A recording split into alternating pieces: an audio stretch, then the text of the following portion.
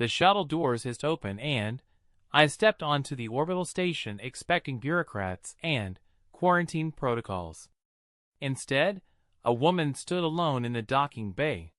Her skin shimmered like oil on water, her eyes were too large and set too far apart, and when she gestured toward the corridor, her fingers bent in ways human joints couldn't manage. She wore the deep purple uniform of the Celestial Sovereignty's diplomatic corps, but the fabric moved wrong against her body, like it was afraid to touch her. "Captain Chen," she said, her voice carrying harmonics that made my teeth ache. "I'm Ambassador Thessaly. Please follow me immediately." Every instinct I'd developed in 20 years of deep space trading screamed danger. The station should have been bustling with activity. The Sovereignty controlled this sector, and their efficiency was legendary. Empty corridors and a single diplomat meeting an unauthorized human vessel meant either catastrophic failure or deliberate isolation. "Where's the rest of your staff?" I asked. "There is no time for questions." She was already moving, her gait disturbingly smooth. "The Queen Mother has specifically requested your presence." "The child has been asking for humans for 3 days. You're the first to arrive." "I followed because refusing a Celestial Queen Mother was tantamount to declaring war, and my ship carried medicine, not weapons." The corridor stretched ahead, pristine and silent. Our footsteps should have echoed. They didn't. The station swallowed sound like it was hungry. "What child?" I tried to keep pace with Thessaly's unsettling glide. "The air. She's 6 cycles old by your reckoning. She's never seen a human before yesterday." Thessaly's head rotated slightly too far on her neck to look back at me. "She saw you on the clearance transmission." She became hysterical. "She won't eat. She won't sleep. She keeps saying the same phrase over and over." My chest tightened. "What phrase?" "She says, 'The walking one knows where Daddy went.'" I stopped moving. I don't know anyone's father. I've never been to this sector before. Thessaly stopped too, and when she turned fully around, her body remained stationary while her torso twisted. "The Queen Mother believes you. But the child is dying, Captain. Her biology requires connection to hope. Without it, her organs are beginning to fail. You have information you don't know you have, or the child is mistaken. Either way, she's chosen you. That choice is now law." The corridor ended at a massive door carved from something that looked like pearl but radiated cold. Thessaly pressed her palm against it, and the surface rippled, reading her in ways that went deeper than fingerprints. The door didn't open. It dissolved, reforming behind us the moment we crossed the threshold. The chamber beyond was beautiful and terrible. The walls curved upward into a dome that showed the stars, but they were the wrong stars, constellations I'd never seen in any navigation chart.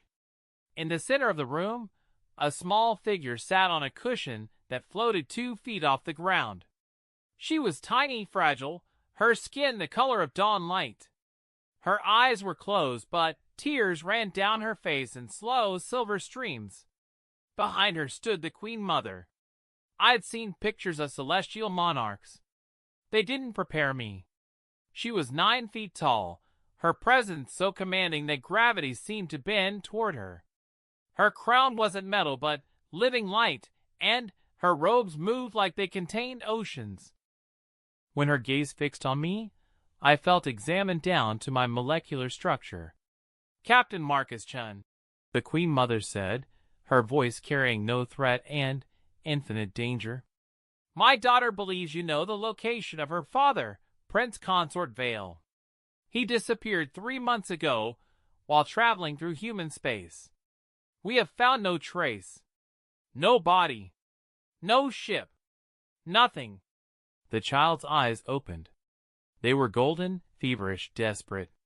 "You know," she whispered. "I can feel it. You have his echo." I spread my hands, trying to show I meant no harm. Your Majesty, I'm a freight captain. I run medicine to colony worlds. I've never met your consort.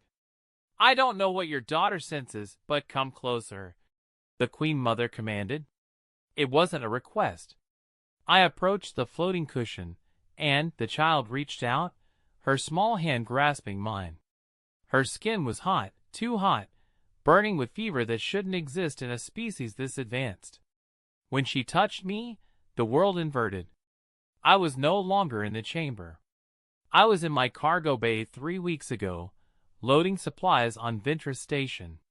A man had approached me, human passing but wrong in subtle ways. He'd asked to stow aboard, offered 3 years of my salary in precious metals. I'd refused. Too risky. Too suspicious. He'd thanked me anyway, pressed something into my hand, and disappeared into the station crowds. I'd forgotten the encounter entirely until this moment. The vision released me and, I gasped, stumbling back. The child smiled, her tears stopping. You have the beacon, she said simply. Daddy gave it to you. The Queen Mother moved then, faster than anything that large should move. Her hand was around my throat before I could react, lifting me off the ground. But there was no anger in her eyes. Only desperate, terrible hope. Where, she said, is the beacon? I couldn't speak with her grip crushing my windpipe. Thessaly stepped forward, touching the Queen's arm gently. Majesty, he cannot answer if he cannot breathe. The Queen released me and I collapsed, coughing. When I could speak, the words came out raw. I don't know. He gave me something. I don't remember what. 3 weeks ago on Ventress Station. Show me your ship, the child said, sliding off her cushion. Her feet touched the ground and she swayed, weak but determined. I can find Daddy's echo. I can follow it home. The Queen Mother looked at her daughter, then at me, and I saw the calculation behind her eyes. The political implications. The risk. The alternative of watching her child die. She nodded once. Thessaly moved to the door, but it didn't dissolve this time. It sealed tighter, and 6 royal guards materialized from alcoves I hadn't noticed, their weapons humming with charge. The Queen Mother raised one hand, and the temperature in the room dropped 10 degrees. Captain Chen, she said quietly, you will take my daughter to your vessel. You will help her find the beacon. And if you are deceiving us, if this is some human plot, I will not simply kill you. I will erase your species' presence from this entire sector. Every colony. Every ship. Every trace. The child took my hand again, her grip weak but insistent. He's not lying, she said. He doesn't know he's helping. But Daddy chose him. Daddy chose a human. That means something. The Queen Mother stared at me for a long moment, then gestured. The guards lowered their weapons, but didn't leave. Thessaly approached the door and, this time it opened, but the guards followed us out, surrounding me and the child in a formation that was both protective and threatening. As we walked back toward the docking bay, the child leaned against me, her breath shallow. Thank you, she whispered. I knew you'd come. Daddy told me humans always come when children are scared. I wanted to tell her I wasn't here by choice, that I'd been coerced, that this was all insane. But her hand was so small in mine, and she was dying, and sometimes the universe doesn't care about your protests. My ship waited in the docking bay, small and battered compared to the station's gleaming architecture. The child saw it and smiled for the first time since I'd arrived. That's an explorer's ship, she said. Daddy loved explorers. We crossed the threshold together, the guards maintaining their formation. Behind us, I heard the Queen Mother's voice, carried on technology one didn't understand. Thessaly, seal the bay. No one enters or leaves until my daughter finds what she seeks. If the human ship attempts to flee, destroy it. If anyone attempts to interfere, kill them. My daughter's life is worth more than any treaty, any alliance, any peace. The docking bay doors groaned shut, massive locks engaging with sounds like thunder. I looked at the child, at Thessaly's impassive face, at the guards' weapons. The alien woman had invited me inside their world, and the alien queen had sealed the door on all our fates. We were committed now. Whatever came next would determine whether humanity remained welcome in this sector, whether this child lived or died, and whether I'd ever see open space again. The child tugged my hand, pulling me deeper into my own ship. "Don't be scared," she said. "Daddy's echo is strong here." He was clever. He hid it where only someone kind would keep it. I had no idea what she meant, but I led her into the cargo bay anyway. The guards followed, weapons raised, ready to end everything at the first sign of deception. In the corner of the bay, stacked against the wall, were boxes of medical supplies destined for a colony outbreak. Standard stuff. Antibiotics, tissue regenerators, pain suppressors. Nothing special. Nothing secret. The child walked directly to the smallest box, the one I'd loaded last at Ventress Station. The one I'd nearly left behind because the manifest had been handwritten instead of digital, which never happened anymore. She touched the box and her eyes blazed gold. "Here," she breathed. "Daddy's love. Daddy's hope. Daddy's message." I opened the container with shaking hands. Inside, nestled among sterile packaging, was a small crystal that pulsed with internal light. I'd never seen it before. It shouldn't have been there. But I remembered now. The man on Ventress Station hadn't pressed anything into my hand. He'd slipped it into my cargo, into the one box I wouldn't open until delivery. He'd known I'd refuse if he asked. So he'd hidden it, gambled that I was honest enough to deliver my cargo, and kind enough not to space mysterious objects. The child picked up the crystal and it flared brilliant white. Her fever broke instantly, color returning to her skin. She laughed, the sound pure joy, and the guards lowered their weapons in shock. "Daddy's alive," she said, her voice ringing through the bay. "He's hiding in the Forgotten Reach. He found something the old families want buried. He needs help. He needs humans."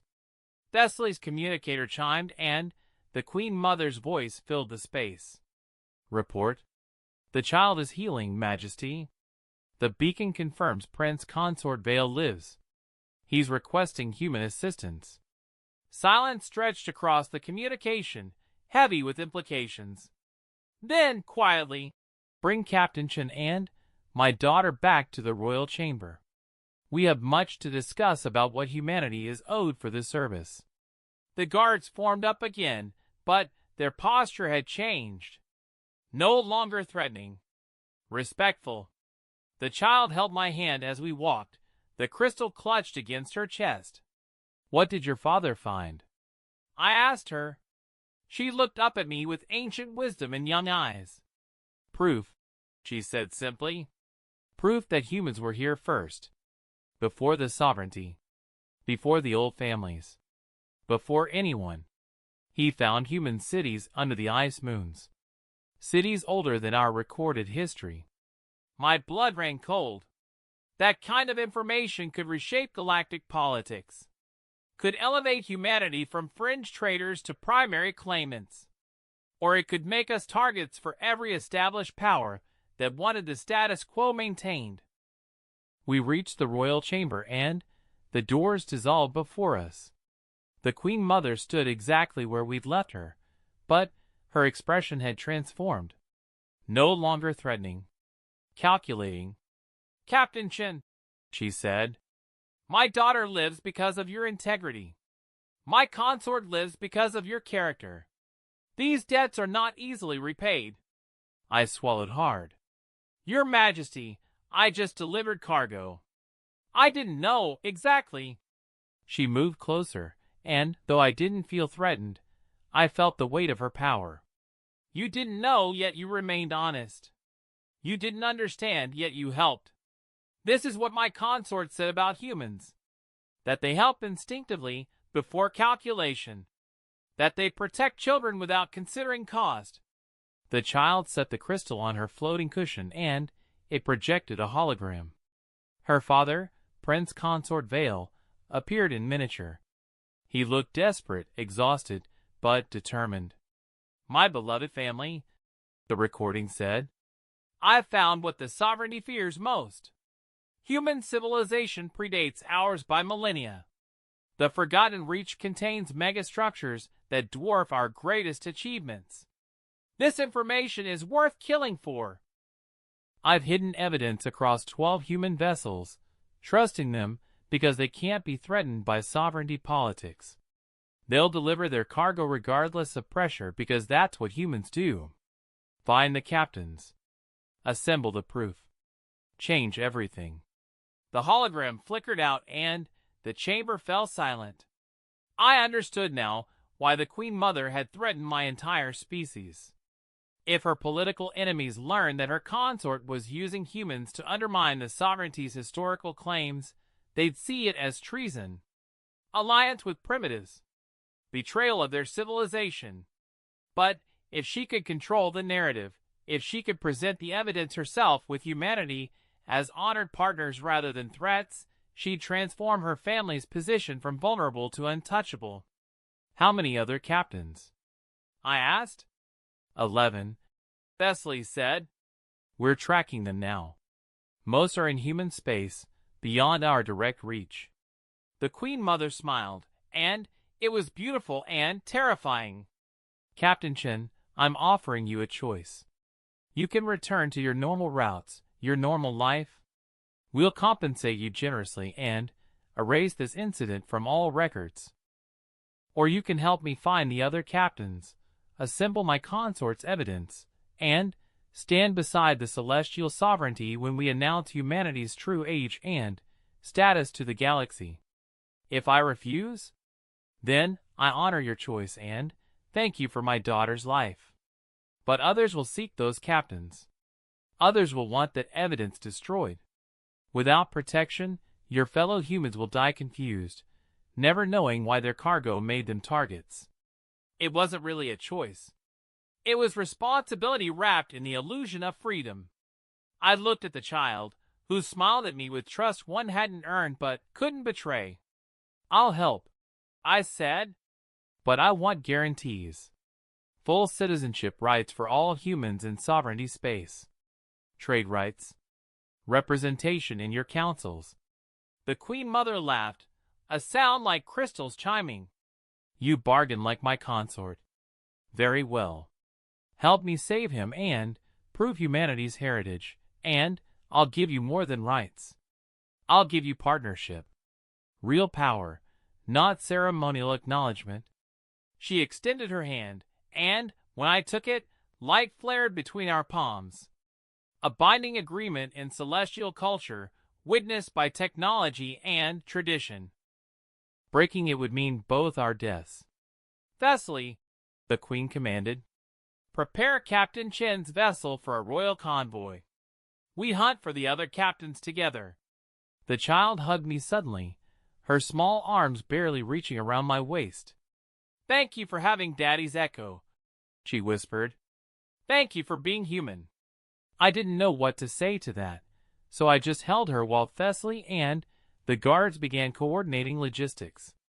Around us, the station hummed to life, no longer silent and empty but bustling with purpose. The Queen Mother watched her daughter with an expression of profound relief and equally profound calculation. Captain Chen, she said softly, my consort believed humans would inherit the galaxy eventually. He said your species has a quality no other race possesses. The ability to hope stupidly, love recklessly, and fight for things you barely understand simply because they feel right. Is that a compliment? It's an observation. And perhaps a warning. She looked at me directly. What we're about to attempt will make enemies of the old families. They've built their power on humanity's assumed primitiveness. Proof of your ancient civilization destroys their legitimacy. They'll come for us with everything they have. Then, why do it? The child answered before her mother could. Because Daddy says truth matters more than safety. And because if humans really built the cities under the ice, you deserve to know. You deserve to remember. Over the next 6 hours, Thessaly coordinated with Royal Intelligence to track the 11 other captains. 3 had already been killed, their ships destroyed by accidents that fooled no one paying attention. 5 were in human-controlled space, temporarily safe from direct sovereignty action. 3 were in neutral zones, exposed and vulnerable. We went for the vulnerable ones first. The Queen Mother's flagship was a marvel that made my cargo hauler look like a child's toy. We jumped to the Varys cluster in less than an hour, a trip that should have taken 3 days. The targeted captain, a woman named Rodriguez, was hauling agricultural equipment to a frontier colony. We intercepted her ship before the kill team arrived, but only just. 6 unmarked fighters dropped out of faster-than-light travel simultaneously, weapons hot. The Queen Mother's escort vessels engaged them immediately, and space lit up with energy fire. Rodriguez's panicked voice crackled over the communication channel. "What the hell is happening? Who's shooting at me?" "Captain Rodriguez," I transmitted. "This is Marcus Chen. You're carrying cargo from Ventress Station. Hidden cargo. People are trying to kill you for it. Accept the royal escort and I'll explain everything." "Royal what? Chen, have you lost your mind?" A fighter broke through the escort screen and locked weapons on Rodriguez's engines. I watched her ship's shields flare, failing under concentrated fire. The Queen Mother made a small gesture and her flagship's main cannon engaged, a beam of coherent energy that vaporized the attacking fighter in an instant.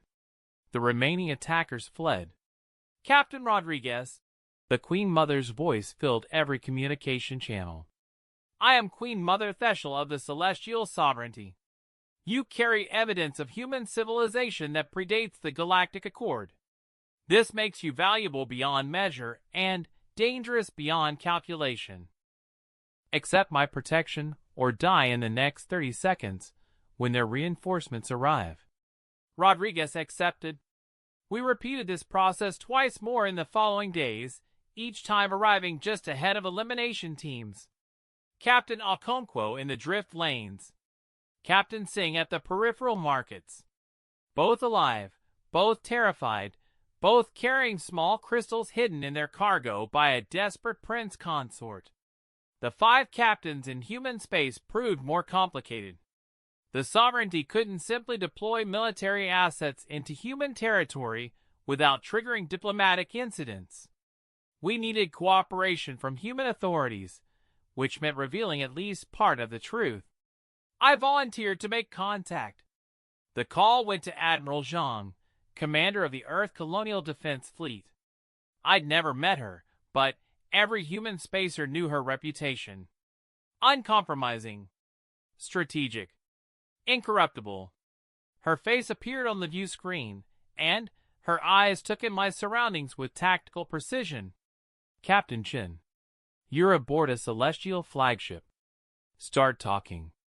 I told her everything. The child. The consort. The crystals. The ancient human cities. The assassination attempts. The evidence scattered across 12 cargo vessels, 5 of which were currently in human space. She listened without interrupting, her expression never changing. When I finished, she was silent for a long moment. "You're asking me to coordinate with a foreign power to protect our own citizens from threats we can't identify or counter independently," she said finally. "Yes, ma'am. You're also telling me that humanity might have legitimate claims to technology and territory we've been taught were never ours." "Yes, ma'am. And if I refuse, those 5 captains die, and we lose proof of our own history." That's my assessment, yes.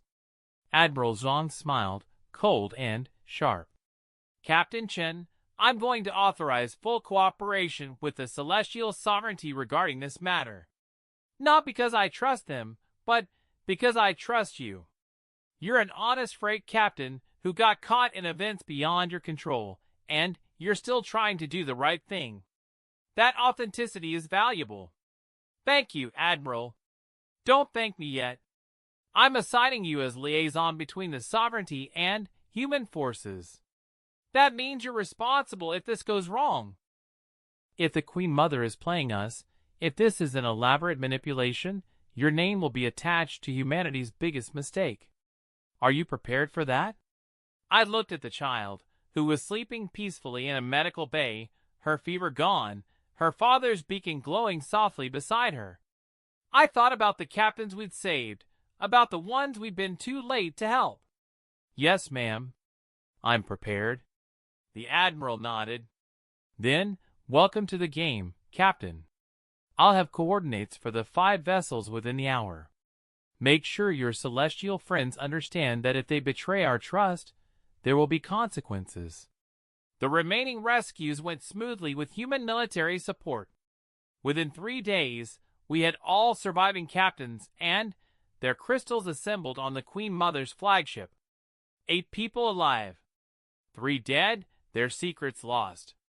The crystals, when brought together, created a composite hologram that showed Prince Consort Vale's complete message. Maps, coordinates, archaeological scans, linguistic analysis, carbon dating, DNA samples, all proving that humans had built cities on 7 ice moons in the Forgotten Reach approximately 40,000 years ago. Cities that contained technology the current galactic civilization couldn't reproduce. Cities that had been deliberately buried and forgotten. Why? Captain Okonkwo asked. Why would anyone hide this? Thessaly answered, her voice heavy. Because the galactic order is built on humanity's recent emergence. If humans are actually the oldest spacefaring race, it invalidates every treaty, every territorial claim, every power structure. The old families would lose everything. So they killed the evidence, I said. Buried entire cities. Not just buried. The Queen Mother activated another display. Vale's research shows they manipulated your species' development. Set you back technologically multiple times through targeted disasters. Kept you confined to your home system until you couldn't possibly remember your true history. The captains erupted in angry questions, but I was watching the child. She'd woken and was studying the hologram with her father's face, her small hand pressed against the projection. When do we get Daddy back? She asked quietly. The entire chamber fell silent. The Queen Mother knelt beside her daughter, a gesture of shocking vulnerability for someone so powerful. Soon, little star. But first we must make the galaxy safe enough for him to return. We must reveal the truth so our enemies can't use his knowledge as a weapon. Will the humans help? The Queen Mother looked at me, at the other captains, at Admiral Zhang's image still displayed on a communication screen. I believe they will, she said. Because humans understand being underestimated. They understand fighting for truth when it's easier to accept lies. Admiral Zhang cleared her throat. Queen Mother Theshel, humanity will support revealing this evidence under 3 conditions. 1. We do this together as equals, not as your subordinates. 2.